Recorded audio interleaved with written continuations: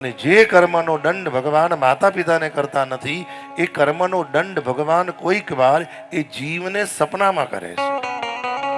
સપનામાં એટલે તમે જોજો, કોઈ પણ છોકરું ઘસઘસાટ હોઈ ગયું હોય, રમતા રમતા રમતા રમતા સૂઈ ગયું હોય, અને ભગવાન કોઈક વાર એ જીવને કર્મનો દંડ કરે, એ છોકરું એકદમ ઝબકીને જાગી જાય, એકદમ રડવા મળે, એકદમ ગુસ્સો કરવા મળે, અને રડતું રડતું બૂમ પાડીને ઊભું થઈ જાય. આપણે કહીએ ને શું થયું, કઈ થયું, કઈ દેખાયું, શું થયું બેટા? એ છોકરું કે ના કઈ થયું નથી. તો ભગવાનનો સ્વભાવ છે. કહ્યું ને, ઋષિએ કહ્યું કે હે યમરાજ, આપે અવિવેક કરીને મને દંડ કર્યો છે, હું તમને શ્રાપ આપું છું. જાઓ, આપ કૌરવ કુળમાં જન્મ ધારણ કરો, આપ દાસી પુત્ર તરીકે પ્રગટ થશો.